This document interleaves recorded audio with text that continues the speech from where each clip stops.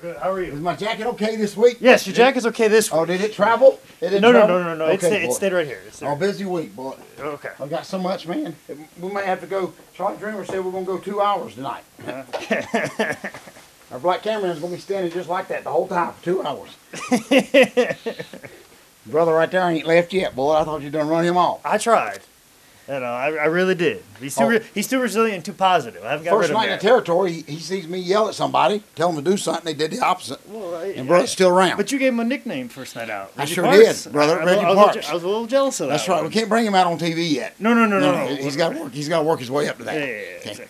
Brother, we got a black cameraman and his assistant I know. at the show tonight. We got double the crew. Man, this is big time. I found my club glove again, boy. Yeah. Is it safe? Okay.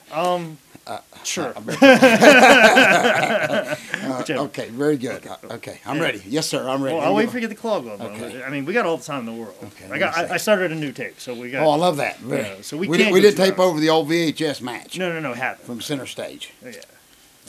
Okay, I'm happy. You happy now? Yeah, very good, very good. You got your clapping glove. Not your claw glove. It's your clapping glove. Yeah, goof, it's my clapping glove. Which okay, actually boy. talked to him online today. Oh, did you? Yes. Oh, I love that. Yeah. Oh, good. Yeah, you tell him I hate him? But okay. Well, I think you just did. Oh, very good, buddy. Good. Oh, I love that. All right, we ready to start? He may be a guest in the next couple of weeks. Boy. Oh, he offered to run the camera. Said he was a big fan. Oh, I bet he is. He gets more plugs on it than I do. Yeah. Okay. Ready? All right. Yes, sir. Get serious. Ladies and gentlemen, welcome to another episode of Dad, You Don't Work, You Wrestle. That you hear the claps, you know what time it is. That's right, buddy. Oh, I love it, Bullet. Man, such a great, exciting week.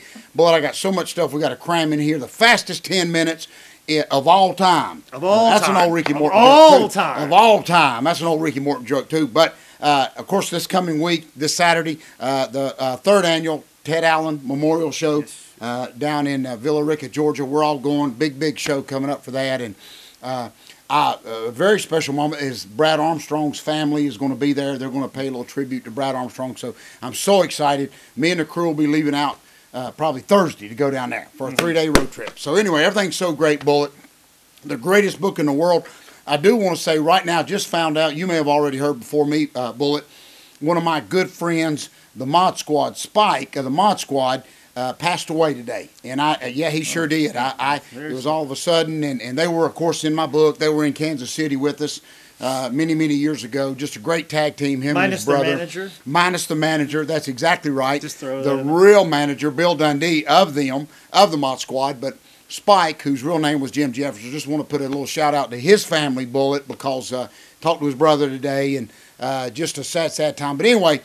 They were great guys, great tag team, buddy, and I just want to make sure that we mention that before we get going. So, Anyway, greatest book in the world. My biggest complaint this week, Bullet, it never ceases to amaze me. What's so neat about Georgia South TV, Bullet, is people call in and give me things that have happened in their life. So if we miss one or two goofs and they slide through the cracks, somebody else is going to get them. Mm-hmm. Guy told me he was at a show, good friend of mine, said he was at a show this past Friday, 5:30 in the afternoon, he got there.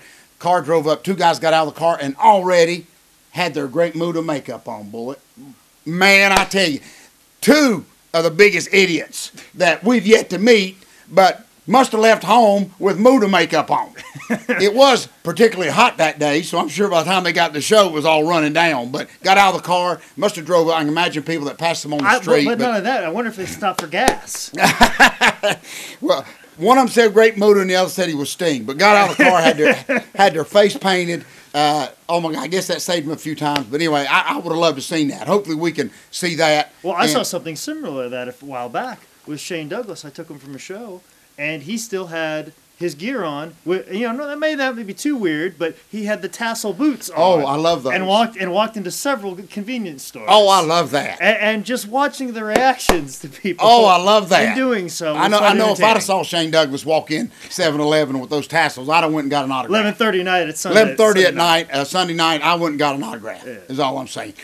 That is enough to get us all excited. But I did a ring rental this week, and this is one thing we've always touched on here, and this really ticks me off is, I'm not the star of the show as much as I'd like to think I am. Of course, you even if we book it that way, it never turns out that way. It never turns out that way. And you, of course, that do one of many million things here at Georgia South TV, has set up a few rings yourself. But what really upsets me, and I've discussed that with this guy this week. He's got a huge show coming up, stars all over the thing.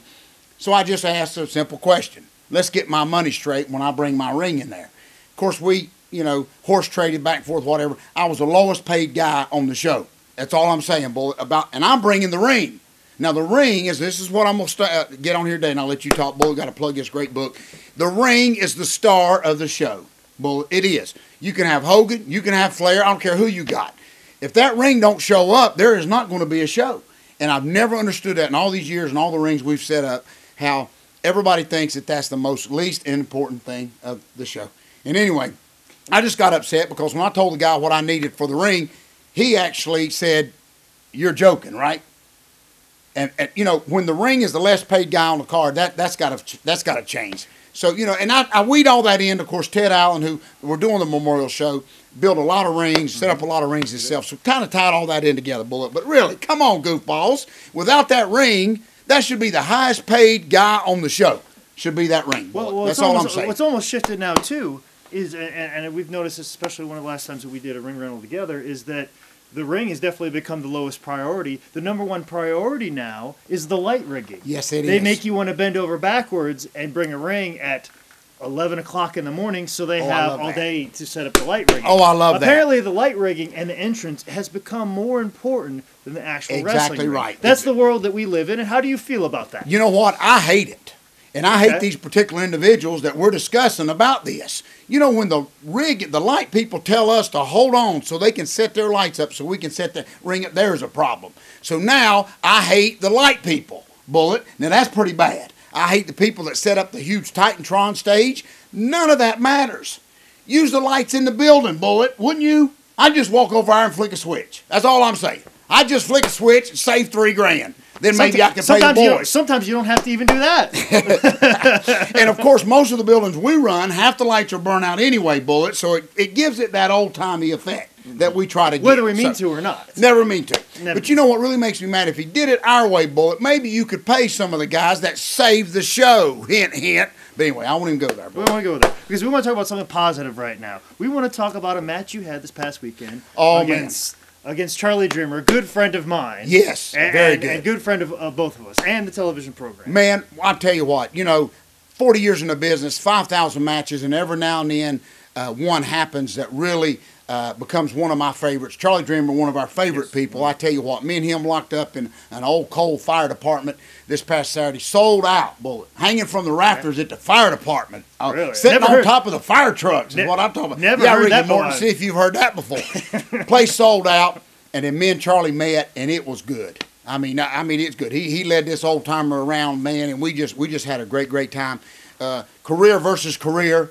Of course, people will have to wait and watch and buy the DVD to see the end of this thing. But what was so amazing about that is I bragged on Charlie this week all over the internet, everywhere I could. A guy writes in and he says, "Man," he said, "I've never seen Charlie Dreamer work." He said, "With what you've said about him," he said, "Man, I'm going to have to go watch him." He said, "Because I just went to a wrestling show and it got me in the mood for some old school wrestling." And that made me mad as a hornet, Bullet. And I wrote that guy and I said, "Listen here, you goofball. It doesn't matter if you went to another show.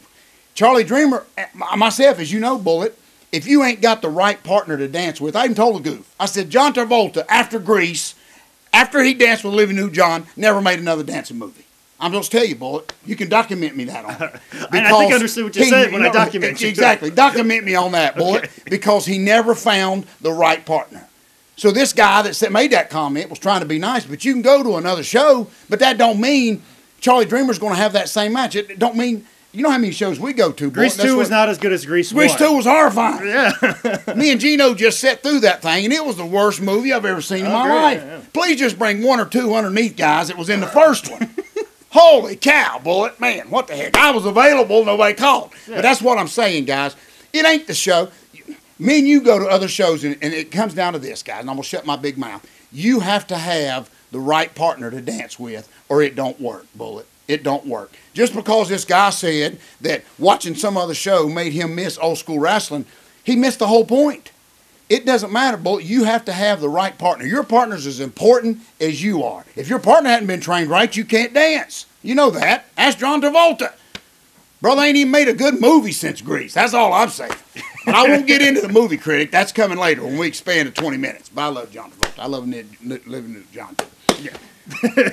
Exactly. Well, and let's talk a little bit more about Charlie Dreamer and great dancing partners. Yeah. Back when Little Ricky used to train here. Yeah. A few times Steamboat came in and watched his son. Yes. There's a story of when Big Ricky wanted to take an arm drag. Yes, he did. Involving Charlie Dreamer. You know, right here at highspots.com, brother, you know, George South Training School, the greatest training school of all time, right here in Charlotte, North Carolina. You know, Ricky Steamboat had a lot of great guests stop in. Terry Funk's been by just to say hey and look at the guys. Bobby Eaton's been by. Barbarian. Ric Flair's came by. Tully Blanchard. The list goes on and on. And what was so amazing about this night, Ricky Steamboat came in, just got in from flying in from WWE, had his dress clothes on. We got a nice, comfortable chair that we call the Ricky Steamboat chair. Nobody else can sit in it but him. Of course, when he autographs it, we'll sell it on eBay. But that's a whole nother story. But that particular day, we're in the ring training, Charlie Dreamer, and this is what I want to end this thing with, Bullet, about you have to be ready at any time. We're training little Ricky Steamboat, great, great guy. All of a sudden, Daddy Steamboat gets up, Daddy Dragon, as I like to call him, gets up, gets in the ring, and in a split second, he shoots Charlie Dreamer off, and he drops down, he says arm drag. And next thing we know, Bullet, I'm sitting there, I'm about wetting my pants. I'll just tell you. We may have to bleep that, but I about wet my pants. It was the most beautiful thing that I'd ever seen in my life. And done it here in just in front of a few students. Perfect arm drag I ever seen. Ricky Steamboat got up. Charlie Dreamer fed him perfectly on it. Both of them, man, just stretched out. Ricky Steamboat got up, came back, sat back on the couch, and finished watching training in a split second. And that's what I'm talking about. Do you think anybody else besides our guys would have got that right? Ricky Steamboat would probably have a monument for Ricky Steamboat because he'd probably be dead if he tried that with half the guys in professional wrestling today. But it was a beautiful moment. Charlie Dreamer's got more bookings off that arm drag than anything I've ever seen. Well, yeah, and that was the thing that Charlie said to me the next day, that he had to sit back. He was actually working out later on that night in the weight room, and he said he had to stop and think about how many people of our generation got to take an arm drag from Ricky Steamboat. Now, obviously, people of your generation have lots of opportunities, but people of our generation, there's a very short list, and a lot of them are working for WWE and have done something. That's exactly right. The few that have. Yeah, that's right. So just to name a few, and for that much pressure. That's exactly right. He could take a million great arm drags, but here's this one arm drag. If he messes it up or mistimes it the wrong way. That's exactly right. And that's why our school was so important, and we teach people. I even posted something today that if you want to come here, if you want to go talk about your match for 30 minutes, watch Dr. Phil. But if you want to learn how to work, then you come here, and we'll do our best to teach you the right way. But in a split second, Charlie Dreamer had to be right where he's supposed to be. Olivia Newton-John had to be where John Travolta needed her to be. I rest my case. So you can go to all these other shows, watch all this other crap, folks, and it don't matter. If you ain't got the right dancing partner, none of it matters, boy. None of it matters. Yeah, and Summer Lovin' just isn't a blast. No, that's exactly right. Exactly. And just because you hit somebody over the head with a light bulb don't mean you're dancing. You understand, Bullet? It just means two idiots hit each other over the head with a light bulb. But anyway, greatest book in the world right here, folks. Let me tell you something, Bullet. Saturday night down at that little old fire department, sold out to the rafters, Bullet. I sold 10 books. Now, it's not bragging. I'm just showing you, folks, that this book is all over the world. It ended up in a fire department at the beach. Sold 10 books right there. Had some great help behind the table. Of course, business picks up at my gimmick table recently. But just a great, great night, Bullet. We met some great people, and they got this book. Everybody's wanting their DVD. Folks, let me tell you something. I'm going to end this right now. I do not carry this DVD. If I carry this DVD with me, you're going to buy it. Okay? If you want the free DVD, which everybody tells me, you got to come through highspots.com. Come on, folks. Get it right. Okay, boy. Okay. This might be a little bit longer than normal. Oh, I love it. But Charlie Dreamer and both Dawson said this thing was going to be expanded, but we just got so much hot air in this little old room. I tell you, it's going to take long. That's why we put this wall up. It's like keep it in one spot. As long as I don't put the wall this way, we'll be okay. So, which may happen in the upcoming episodes. That's exactly right. Thank you, folks. So the highest rated show on internet TV right now. The highest rated show that we're both hosting right now, Bullet. Right now. Exactly. Well, thanks again. This is another episode of Dad, You Don't Work, You Wrestle, judging by the claps. That's right. Once again, have a good night. That's for that goof you talk to on the internet. Okay, very good, Bullet.